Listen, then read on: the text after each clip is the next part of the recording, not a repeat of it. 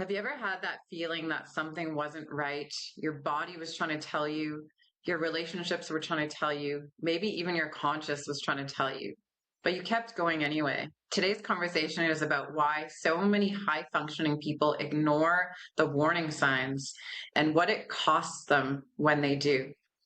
Welcome back to the show. Today we're continuing our powerful series with Dr. Carter Check. Dr. Check is a U.S. Army veteran, a clinical chaplain, a healthcare ethicist, professor, and best-selling author of Healing in the Wild. His work focuses on moral health, moral injury, grief, identity, and the hidden struggles people carry long before anyone else notices. In our previous episodes, we've talked about moral injury and what happens when a defining role ends. Today, we're taking that conversation one step further because many of us know when something isn't right. We definitely feel it, but instead of stopping it or stopping, we get busier, we push harder, we keep performing, and eventually the cost catches up with us. So today we're talking about why we ignore those signals and how to start listening before it's too late. So Dr. Chuck, I think most people listening can relate to this. A lot of people ignore the signs. Can you talk to us a little bit about why that is so common, especially with high achievers or anyone for that matter? Yeah, thank you, Lisa. It's good to be back with you. So I good to think this see is a you. really, yeah, good to see you as well. There's a version of this story most of us know very personally. You felt something was off, not dramatically wrong, just off. And instead of stopping to find out what it was, we just get busier. We think performing, we think getting busier is gonna, fix that. And you just added another commitment, and you just pushed toward the next milestone, and you filled the silence with movement. Now, not because you're avoiding it on purpose, but because that is what functioning people do. You just keep going, right? And the problem is that the signal does not disappear because you ignored it. It waits. It waits until your busyness stops. And it tends to get louder the longer it goes unaddressed. Yeah, that's a fact. That's a fact. I'm just literally thinking of a personal experience um, of staying busy and wanting to be busy because I didn't want to feel that terrible feeling. It's definitely part of our conditioning. We've been taught to push through, push harder, Mm-hmm. push through the pain. Um, yeah, we definitely are not good at paying attention.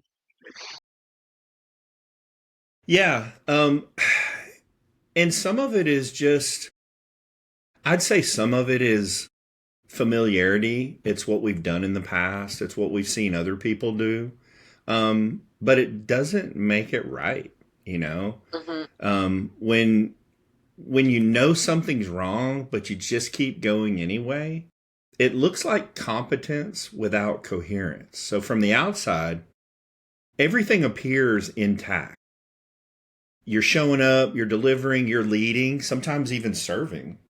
But Hmm. internally, that alignment is gone. And Hmm. the things that used to make sense of meaning have become obligations. And relationships that used to restore you, they've become managed.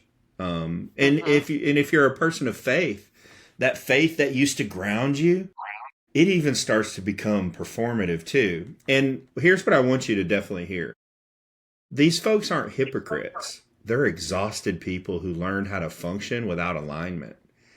And Hmm. functioning without alignment is one of the most expensive things a person can sustain. Yeah, I would definitely agree with that. And it's so interesting. So this weekend I was helping out at it was a vision quest, and there was four women or three women, sorry, who were in the forest, no food or water for 4 days. And one of them made it through the 4 days and she came out and she looked great. Like it looked like she was completely functioning. But when I asked her how she was feeling, she said, I'm exhausted. I feel so incredibly weak. But on the outside, I couldn't tell what she was fighting with internally. And I found that to be so interesting. I was so intrigued by that because it made me think of myself when I'm struggling internally, that no one around me can feel that or sense that, but I'm the one who's feeling that and sense, and I'm living that and trying to function around everyone else and carry on with what I'm to be doing. And I found that fascinating. Like, we never Hmm. know what someone is going through. Yeah. Yeah. Yeah. It's one of those things that some of us are so good at wearing a mask to cover up what we're really feeling. And a lot of high functioning people, a lot of times shame tells them, you don't want to tell somebody about this because they're going to think this about you. And so we'll hold it and we won't share, we won't recognize what we're dealing with because exhaustion's told us that vulnerability is a weakness. Uh-huh. So when we get exhausted, it tries to shame tells us a lot of lies, Lisa. If it can't, Uh-huh. if shame can't get you to believe that you shouldn't share your story or what's going on with you, because someone will think less of you or think you're weak or think whatever, shame will get you to hold it with like a sense of good, like, no, don't share that because you might negatively trigger someone else. So Uh-huh. shame's ultimate goal is just to keep you silent, right? Whether shame can convince you that you should hold that and not share it because someone might think off of you, or you should hold that and not share it because it might impact someone else in a bad way, then shame's won because you're being silent, you're not sharing, you're staying isolated. And then the hope of shame, I think almost every time is, can I keep this individual isolated long enough to get them lonely? That's when shame can do its best work in an individual. And when I mean best work, I'm not talking about something that's good for you. You show me someone who's lonely, and I'll show you someone who's probably thinking an awful lot about whether they should even be in the world today. Uh-huh. Am I worth anything? It might be better if I'm gone because I'm a terrible this or bad at that. I get asked a lot around trauma. What's the difference between post traumatic stress and moral injury? And I think it's, not to simplify it way too much, but this is kind of simplifying it. Post traumatic stress says you're not safe. Moral injury says you're no good.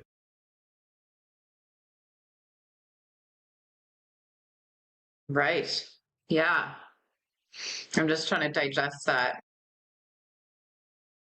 Explain to us a little more about moral injury again for maybe the folks that missed the last episode. And if you guys missed the last couple episodes, I recommend going back and hearing them because they were incredibly powerful. I think they were just absolutely so inspiring. Yeah, I appreciate that. So when you think about moral injury, I want you to think about, what's that an injury to? Moral injury is not a diagnostic disorder. It's not found in the DSM-5. Now, back in September, there was actually a excerpt, or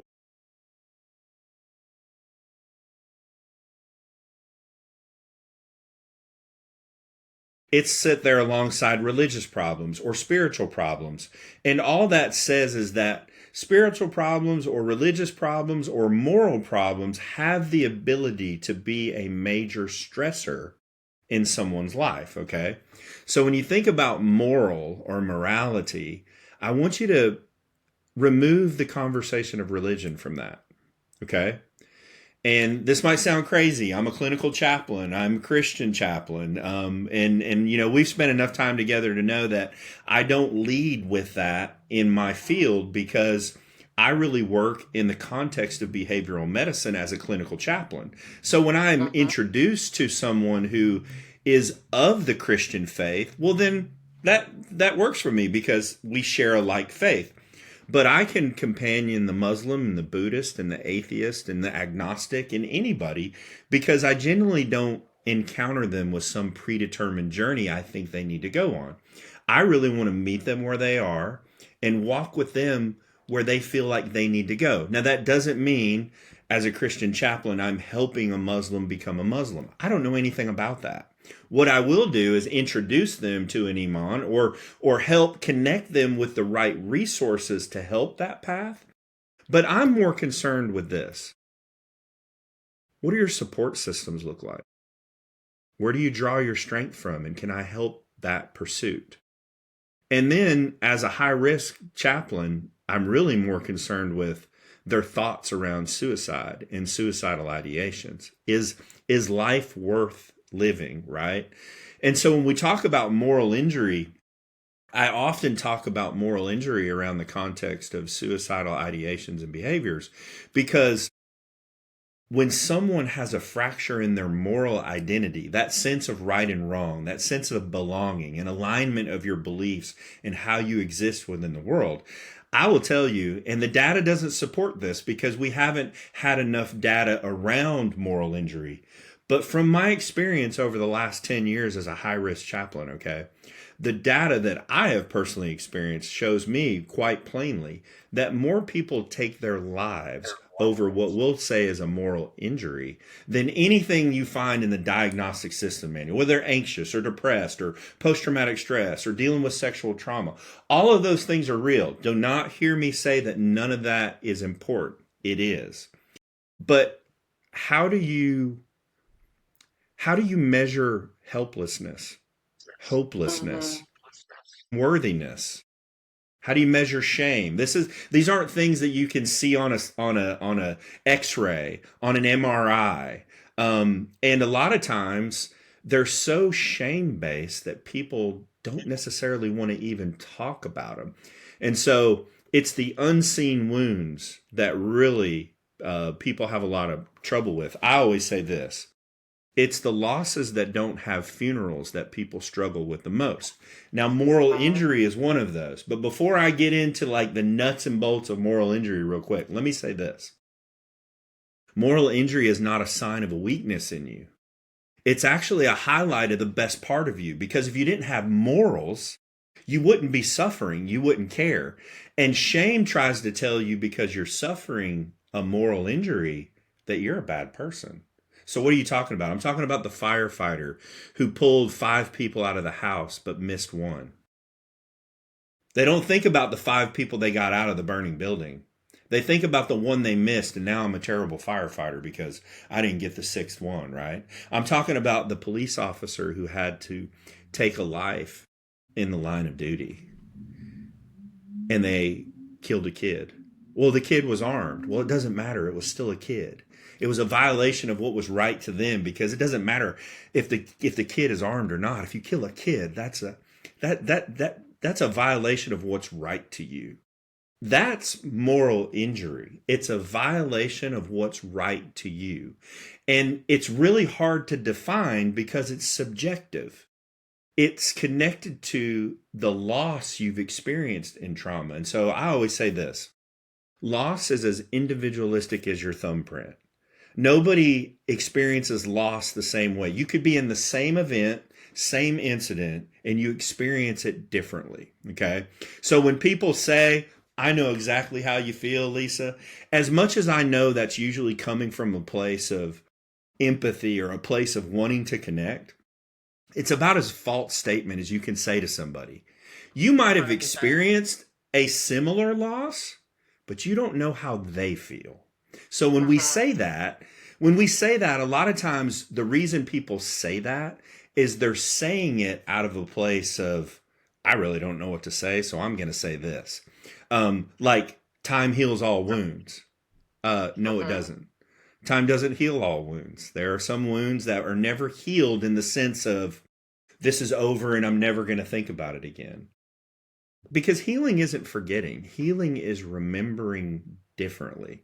So one thing I talk about in the framework of moral health, remember, we're stripping religion out of this. Religion should be something that if someone is of theistic faith, this should be let's call it an anchor or a pillar within their morality that has the ability to strengthen them, but it's not foundational, because even someone of no faith at all can be moral.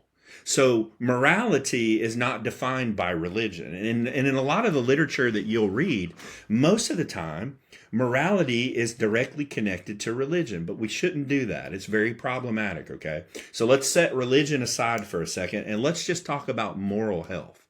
What does it mean to be morally healthy? Because if someone has a moral injury, I would argue that that is an injury to whatever you would personally conceptualize as being morally healthy. Now, there would be commonality between me and other people and what that would look like, but there would also be distinct differences. You know, maybe my faith is a part of what makes me morally healthy, but someone that has no faith, that wouldn't be a part of theirs. But what would be a commonality? Moral engagement, our ability to exist within community and relationships. That's important. As a matter of fact, in all of my research, the number one way to combat isolation and loneliness in someone's life is community and connection. Their relationships, right? You show me someone that's disconnected from that, I'll show you someone that's suffering in that area, and they're probably questioning whether they should even exist in the world, right? But here's the one I really want to talk about, because moral imagination. Now, this is our ability to think of a positive future, right? And when certain things happen in your life, your ability to think of something positive in the future can be fractured in a very definite way, right? Like someone that loses a baby as an infant. To connect with them the day that they've lost that child and to try and tell them that one life is going to be better one day and you'll get through this and time heals all wounds and all those types of garbage that most people try to say in those moments because they genuinely want to connect and be there. And let's be honest, the best thing to do is just not say anything and just be present. Just be like, hey, I'm here for you. Whenever you need to talk to me, I'm here. And definitely don't lead with a scripture or some type of anything like that, because you're dismissing where the person is. They're in the middle of their pain. So the best thing to do is sit with people in their pain with presence, because presence is the best medicine, okay? But when you think about that moral imagination being fractured, what someone needs is they need a restoration of that moral imagination. What's a theological way of saying that? They need hope restored, okay? When you are hopeful, when you have hopeful thinking, you can think of a better tomorrow. When that's fractured, you can't think of a better rest of the day, let alone a better 5 years down the road, okay? So one thing that I do with the high-risk veterans that I work with, I use the importance ruler. And the importance ruler is a question that I ask. Now, remember, I'm dealing with veterans who have been flagged high risk for suicide. So in my system, they've either just attempted to die by suicide, or they're meeting the thresholds of the algorithm or with their care providers that everybody's like, hey, pay attention to this one, because this is what they're saying, this is what how they're acting, this is what they're doing. So we have them flagged for 60 or 90 days as a high risk, okay? When I ask, on a scale of 0 to 10, 0 being not important at all and 10 being the most important thing in the world to you, how important is it for you to live? And the most common answer I get is a 5. Okay? The next most common answer I get is a 0. Now, remember, we're talking about moral imagination. The reason I get a 5 is because their imagination has fractured to the point where 5 is the only thing they can think of. That's as far as they can go. So if I were to come back and say, okay, Lisa, how can I get you to a 10? They can't go there. Their imagination doesn't have the ability. Their ability to be hopeful cannot extend to a 10. So I don't go there, right? Because if you were a fixer, if you were trying to fix them or treat them, that's where you want them, right? You want them to improve. My question is different. I say, help me understand why you're not a 1. And I shut up. Because now they have the ability within their fractured imagination to give me the differentiation between a 5, which was their max, and a 1, which is a lower baseline, right? So why aren't you a 1? Now, whether they say, It's a promise I made to my grandmother that I wouldn't kill myself, or I didn't want to see my daughter walk down the aisle with someone else, or I got a service dog, or I started collecting rocks, or I started attending a church service. It doesn't matter what that is. Whatever comes out of their mouth, that is the reason they are living. Focus on that. Just focus on that. Because let me tell you what's happened. They've had a restoration of their moral imagination in that moment. And just one little seed of being hopeful showed that person, when they were able to audibilize that to you, oh, well, maybe I do have a reason to live. And it only takes one reason to live when you're thinking about dying to stay here. You know what I mean? And that's so important. It's so important. Some people say, well, that's just, that's not big. They were just able to say one thing. Well, that's really big when the next movement was going to be blowing their brains out with a firearm. It's super big, right? And so moral injury is a violation of what's right to you. And it doesn't matter what that is. If it's right to you and it's been broken to the sense of, man, this is really making me question my worth, my existence. The things that are fractured around moral injury are trust, competence, autonomy, right? Identity. And so when you can step into a conversation, into someone's life in such a way, and you can help them reframe what that looks like. Because remember, I said healing isn't forgetting, it's remembering differently. Okay? So when you can remember what's worth living when all you've been thinking about are reasons to die, that's huge. That's huge. Dr. Carter, can we go back a little bit to the beginning of the episode? We were talking about the signals that people ignore. Can we talk a little bit about the warning signs? And when you're saying, what are the signals that people are typically overriding? And what does that look like physically in relationships, spiritually or emotionally? Yeah, great question. The body is usually the first thing to speak. So sleep disruption, chronic tension, a low grade irritability that has no specific cause, right? You're just irritated. People treat those as logistics problems, but they adjust the sleep routine or take something for the tension and then just keep moving. Well, I'll take some melatonin or I'll take some gummies or whatever that looks like, right? And they just keep moving. Then there's the relational signals, increasing distance from people who matter, right? That isolation I was talking about. Conversations that tend to stay on the surface even when you want them to go deeper. There's that sense that you're performing a version of yourself rather than actually being present with people. Then you've got the conscience, right? And this is that layer of, people are like, well, where does moral injury live? It lives in the conscience, right? Moral health is about the conscience. Mental health is about the psychological, right? So the conscience, the quiet awareness that something you're doing or tolerating or even believing no longer lines up with who you understand yourself to be. That one tends to arrive last, but stay the longest.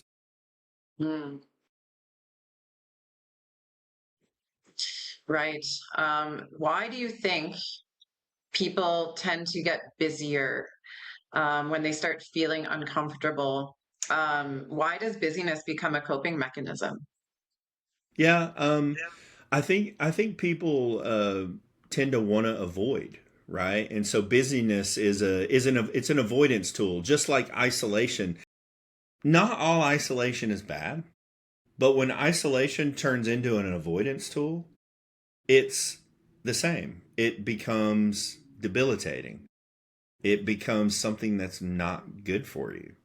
So I think at the end of the day, it's about avoidance. It's about avoidance of not having the tough conversation, not having the tough realization of where you are. Yeah, absolutely.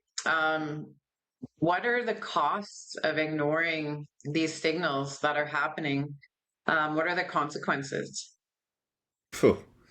Look, well, I think the ultimate cost is getting to the place where you don't feel like you should exist.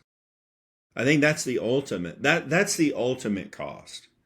Um, Relationships, which should be a part of your life that should be a pillar of strength, not, so you start to lose relationships because you you don't connect. You don't. Mm-hmm. Yeah, you're not being authentic, and people see that. I know in your own life when people have been intentionally unauthentic, you're like, okay, what's up with this person, right? And 100%. Yeah. that causes you to not just avoid, it causes you to be avoided by other people. Mhm. Yeah, that's so true. And it definitely affects people's sense of purpose.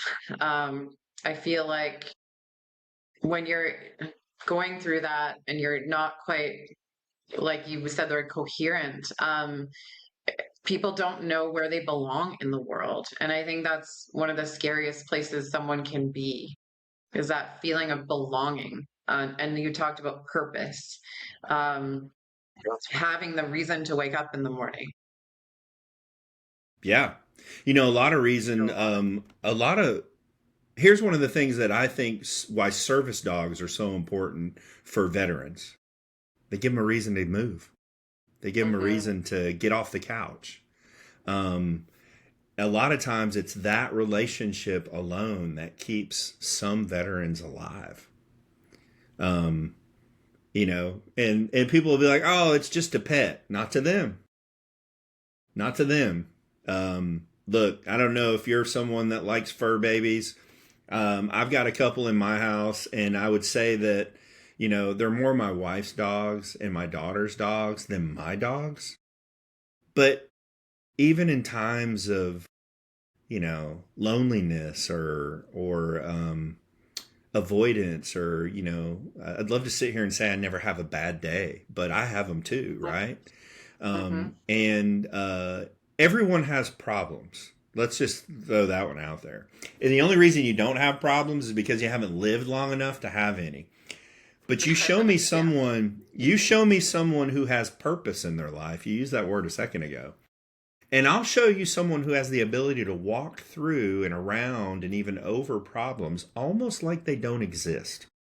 Mm-hmm. But you show me someone has no purpose in their life, and I'll show you someone who is high risk for suicide. They're thinking more about why they shouldn't be in the world than why they should be in the world. Mm-hmm. Yeah, that's so true. You work with a lot of veterans and first responders, and most veterans and first responders are trained to essentially push through pain. So that strength then is actually part of the problem. Would you agree with that? Yeah, yeah. I think that's where healthy resilience crosses sometimes into something damaging. Mm-hmm. Um, when it's no longer resilience. See, resilience is the capacity to move through difficulty without losing yourself in it. And Right. what I often see is endurance without direction. So people who've learned to absorb enormous amounts of pressure without ever asking what the pressure is doing to them. Right. Resilience restores you, but endurance without reflection just delays the cost. And the Right. cost tends to arrive at the worst possible moment because you keep adding to the load without ever putting anything down. That's the danger of high performers. Right. And then let's talk about the wake up call. What finally gets through to someone who's been ignoring the signals for a long time? Like, what usually happens in order to essentially wake someone up? This is the really sad part because it normally takes something extreme, Mm-hmm. So true. like a death experience. Usually something you cannot override, right? A health crisis, a car accident, a relationship that ends, right? A moment where the performance fails publicly and there's absolutely nothing left to hide behind. Right. Or sometimes quietly, someone who sees past the competence and asks the right question at the right moment. I call those people 2 a.m. friends. I'm glad I have them in my life because, I don't know about you, but I'm one of those people. I've got a couple of therapists, okay? One that I have to talk with, and, a lot of the things that I do in my day job are not. It's not shop talk. It's not like I'd be hanging around with my normal everyday friends and telling them about people who are suicidal or attempting to blow their brains out or hanging in a tree or any of those types of things, right? That's not genuinely what you bring into a conversation with your friend or a spouse or someone you're intimate with. So you got to carry those burdens on your own. So I have a couple of therapists where I can process some of those things, right? And I always say this, I need a therapist who has a high BS meter because I know all the right things to say. If Yeah. I'm trying to be avoidant or not be vulnerable, because yes, I can do that too. I know exactly how to say the right things and navigate those types of conversations without having the hard ones. But I'm glad that the people that I work with understand the difference between carefrontation and confrontation, and Hmm. their ability to say, Carter, I hear you, but what about this, right? And what I've learned is that the signal is usually always there with someone, and the people who know you the best usually know. And there's a lot of times when you see it in people you know too, they're just waiting for permission to stop pretending that they're pretending. I think one of the quieter ways that change can happen is in a moment of vulnerability where someone feels like they can finally speak it out loud. I know that's happened Yeah. for me where I've Yeah. been really struggling and I've said it out loud, and as soon as I say it out loud it's like, okay, now I can't ignore this anymore because it becomes real. it's Yeah. it's there, it's out in the open. Now somebody else knows. I think that's the difference between not speaking our truth and speaking our truth, because as soon as we speak it out loud and another human is aware of it, there's a sense of responsibility there. There's a sense of that we need to now face it or change. And if we don't, then it's almost like we don't want to be around that human anymore because we're ashamed Mm-hmm. that we're not doing Yeah. anything about it because they There's know too shame much, again. kind of thing. Yep. Yep. The common connector of all traumatic experiences is loss. And one of the ways that we really navigate the conversation around moral injury is we come at through the lens of loss, not examining exactly what happened in your experience. Because a lot of times when you do that, Lisa, you get too much into the why did this happen, right? And you never step into how. People get stuck in the why and never get into the how. What do you mean by how? Like, how am I going to survive this? How am I going to Mm, walk through this? If you're constantly focused on why, you can't step into how. But once you mhm. step over into the how, then you can do something which I think is so important. It is the most important thing when you've experienced loss. You have got to have a recognition of what did you lose. Recognition is the first step in recovering from loss. Because if you don't recognize where you're at, how are you going to move? How are you going to have a step forward in any direction, right? And a lot of times, what we want to do when we've experienced significant loss is we want to try and build a bridge over the pain, but you got to go through the Mhm. pain. You can't build a bridge over the pain. If you try to, you're just going to come right back. You're going to cycle right back to that pain. And usually it's going to happen in a time that's not on your timetable. At least if I go to the pain, I'm doing it I'm being intentional about it. Right. The worst part is when you're avoiding it and then pain shows up on its timetable, not on yours. Then it can show up whenever it wants. And usually it shows up at the wrong time. Mhm. On purpose. It's it's such a blessing though. Those moments where it shows up, it's meant to propel us forward. And it's not easiest to recognize in the moment. We don't see it that way. But when you look back on those situations, it was like a blessing, because it allowed for change to happen. But unfortunately, sometimes it's too late, which is the sad part. Yeah, especially around suicide, right? Yeah. Because once you've made that ultimate decision, you're out of the game, right? I sit in front of a lot of people that are in that lane of trying to determine whether life is worth living, and I often say, think about this. It doesn't matter the hell you've been through. Right now, right in this moment, you're operating at 100% success rate of being here.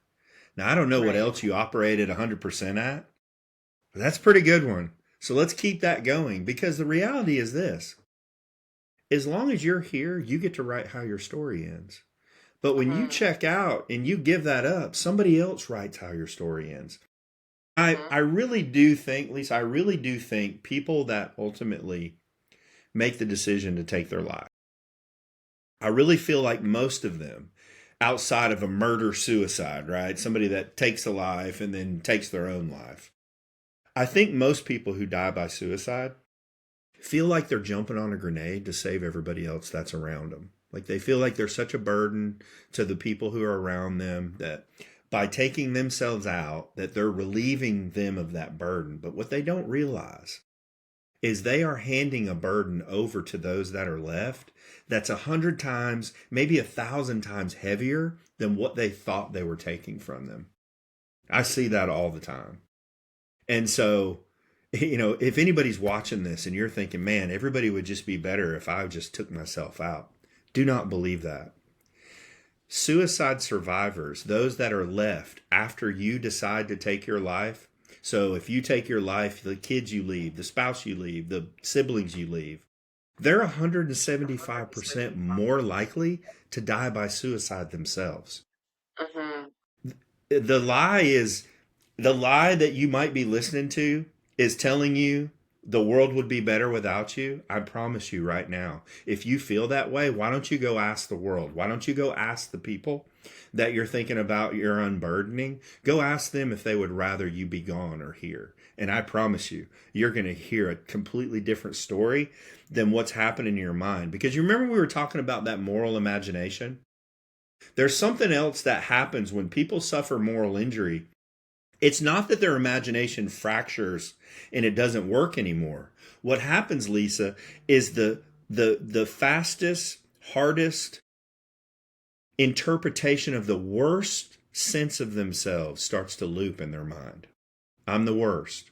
I'm the worst husband. I'm the worst boyfriend. I'm the worst father. I'm the worst sibling. I'm the worst spouse. I'm a terrible wife. It does, whatever that is, and it runs overtime. And so when we have that ability to step in and interrupt that negative loop, then that restoration of imagination is even more important, because now we've interrupted that loop of the worst interpretation that they have of themselves, and they start to see, oh, well, no, yeah, I am this. I am worth living. I'm going to live.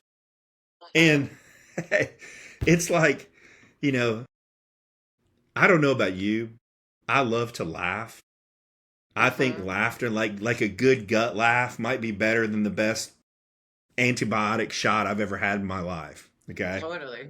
Yeah. But when you encounter some people who have been so depressed and so disconnected from joy in their life that they haven't laughed in years, it's it's like experiencing that when you have that interruption of that negative loop. It's like not laughing. I don't even know what it would be like to not laugh for a year, let alone a couple of days. But Right. there's Yeah. people out there that they haven't enjoyed that sense of like laughter. And I just want to, Hmm. man, I just hope that they just gut laugh like they've never laughed in their entire life. Because, even scripture says laughter is like a medicine. And I believe that.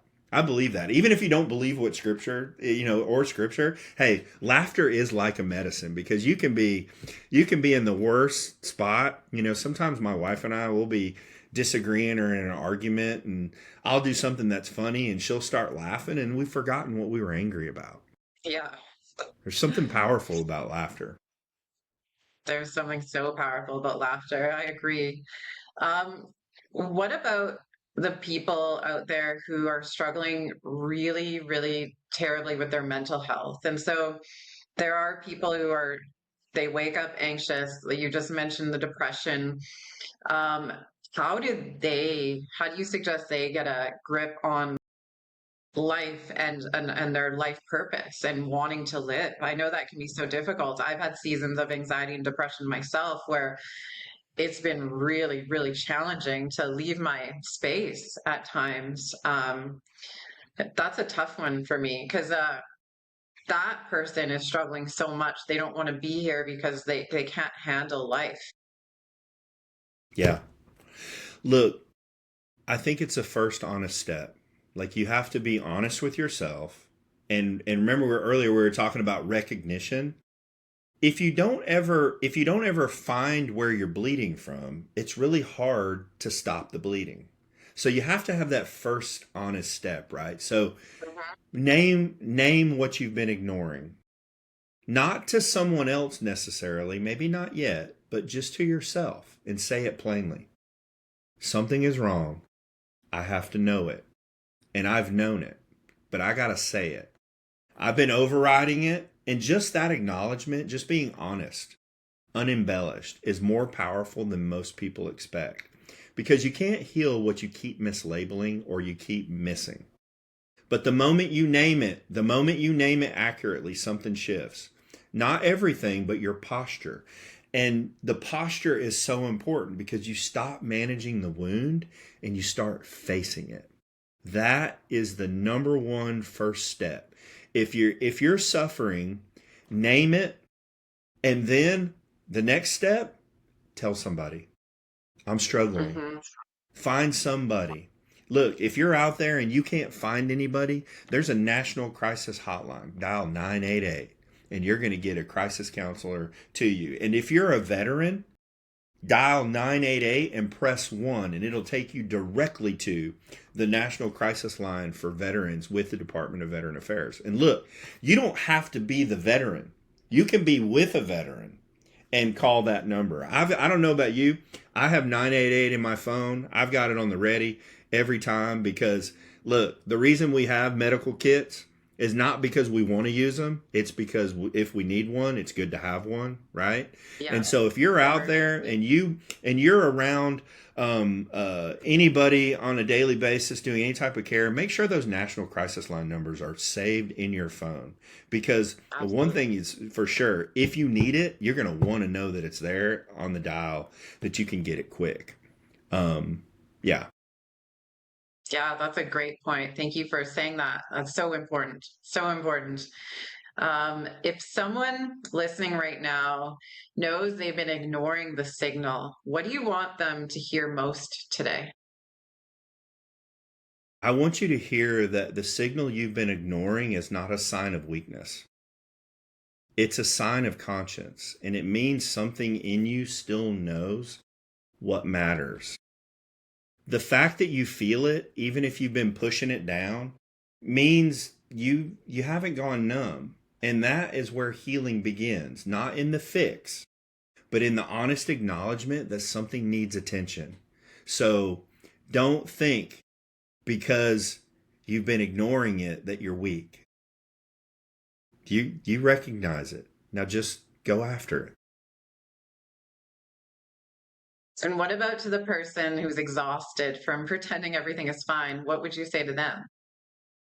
Hey, quit pretending. I know that sounds really simple, but if you've listened to any of my stuff at all, you know that I'm the author of Healing in the Wild. It's my book that I wrote when I thought, what do I want to leave the universe if God forbid I was to be gone tomorrow. And it was my model of self care because there's been moments in my life when I needed someone to show up and they didn't. And you know Yeah. what always shows up? Nature always shows up. As long as you show up, nature shows up. And let me tell you what happens in nature. Whether it's a sunrise or a sunset, or you're sitting in the woods, or you're bird watching, or you're collecting mushrooms, or whatever you like to do, rock climbing, hiking, bird watching, you slow down. You start to pay attention. You start to pay attention to what's around you. You recognize that there are things going on that if you'll just slow down for a second, you'll catch up. And Mm-hmm. so I think that's what I would want to leave with people today. If you're having trouble finding people to show up, go experience nature. Go on a Mm-hmm. hike. Go put your feet in like good grass barefoot, you know. Typically not wet grass unless that's what you like, but go find a good lawn. Take your shoes off. Close your eyes. Breathe. Just breathe. Take deep breaths. Experience what's happening around you and try to quiet what's happening inside of you, because what's happening inside of you, it's not that it's not loud or has the ability to, but if you can spend 30 seconds or a minute recognizing that that stuff doesn't control you, then you'll realize that you have the ability to overcome some of those things. Like they don't control you. Your emotions are trying to tell you that those things have you, but they don't. You have them. Take back your authority. Yeah, and nature is so perfectly imperfect. Like you go, or even planting a garden, you plant a seed and it takes a long time for that seed to bloom. And so that's another thing I think that people need to understand is that like healing takes a lot of time. But one day you're going to be walking in the forest or through your garden and you're going to see this beautiful flower. And that's exactly what's going to happen to you if Yeah. you know, feed yourself, fill your own cup and do those things, acknowledge something isn't right. And just those little things every day make the biggest difference. Yeah, they do. You're exactly right about that. Fill your cup, Hmm. like you said. Find the small things. And look, sometimes you got to stack wins. I think we always look for like these huge wins to go after, but just small wins consistently over a short period of time turn into big wins. So take every Yeah. win that you can, right? Win. Totally, totally. Thank you so much for being here and having this important conversation. Can you tell everyone a little bit more about the work that you do, especially for the people who might have missed the last episodes? Yeah, so I'm a healthcare ethicist and a clinical chaplain with the Department of Veteran Affairs. So the majority of my work is centered around veterans and first responder community, high performers. I'm an Army vet myself. And a lot of what I talk about doesn't come from academics or knowledge. It comes from needing help in an area that I was suffering. And when I went to the VA, it didn't exist. So that pushed me like fire into a gap of care where I started to talk about moral health and moral injury, because people were trying to tell me I was suffering from post traumatic stress. And that's not what I was dealing with. I wasn't dealing with a fear based, a condition of being scared of dying. What Right. I was dealing with was a violation of what was right to me. I'd experienced a betrayal in service. And that pushed me into master's degrees and doctoral degrees and writing books and being a professor at Oral Roberts University now in the area of moral health and moral injury. And so, what I'd love to say is my scars, not my wounds, but my scars have become a pathway for me to connect with other people who are suffering. And so I'm a peer reviewed author in publications around things that deal with clinical chaplaincy and moral injury, and created some workbooks and continue to do that because I have a passion. I really feel like all the statistical data that we have around suicide death is what leads to death. All the data that we have, Lisa, comes from the CDC. It's 2 years Mhm. old. So the present data that we have around suicidality is 2 years old. And then next year it'll still be 2 years old. But all that data is what leads to someone taking their life. None of that Right. data shows us why people would continue to live. My pursuit academically, my dad always jokes and says I have more degrees than a thermometer. I pursued a research degree to be a healthcare ethicist, and so a PhD in healthcare ethics, because I wanted that research degree, because I want to go after the data from the person that wanted to kill themselves that decided not to. Why didn't you? I think that data is far more important. Now, listen, doesn't mean the data that we get isn't important. It is, okay?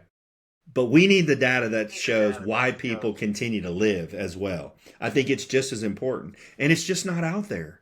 It's just not out there. People haven't put in the time to go after that data. Well, that's something that I'm passionate about and pursuing in my work around veteran care and first responder care.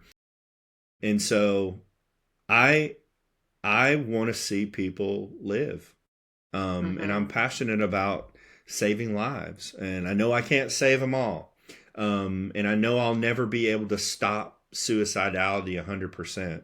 But here's what I can promise you is I'll do everything in my power and in my strength to reach as many as I can along the way. Such important work that you're doing. And I love how you flip the script. Instead of what is causing people to leave the planet, what is causing people to stay? I think that's so important, and such an important distinction between the two. Where can people find you? Yeah, great question. So drcartercheck.com. You can go to my website and you can find out all the things about me. Healinginthewild.com too. If you want to check out Healing in the Wild, it's on almost every platform that you can think of, the audiobook. You can go to Amazon and get it. And just a little teaser, we're going to be doing some more podcasts later this month on a new book that I've finished that's going to be coming out later this month. So I'm not going to say too much about that right now, but know that it's coming. And in like most things that I do, I really have a strong desire to meet people where they are without some predetermined journey of where I feel like they need to go. I want to be a source of strength. I want people to be the expert of their own life. And that's usually how you're going to encounter me. Is going to be like walking down to the creek, having a conversation. I'm not prescriptive and I'm not advisory. What I will do is use the tools that the good Lord has given me to pull out of you what's already within you for you to be the best resource in your own life. Absolutely. Well, thank you again, Dr. Carter, for being here today and for having such an important conversation. So impactful. And again, thank you for the work that you're doing. My pleasure. Thank you. And thank you to our audience for tuning in today. I think so many people listening today will recognize themselves somewhere in this story. The warning signs are rarely the problem. The problem is believing we have to keep pushing through them. So if you'd like to learn more about Dr. Carter, check and his work, his book, Healing in the Wild, or the programs he's created to help people heal and reconnect with themselves. All of his information will be available in the show notes. And if this episode resonated with you, share it with someone who might need to hear it. Thank you so much for joining us. I think my key takeaway is that the signal that we've been ignoring, it isn't a weakness. So this is actually information, and listening to it might be the beginning of your healing journey. So stay tuned for the next episode. Take care, everyone.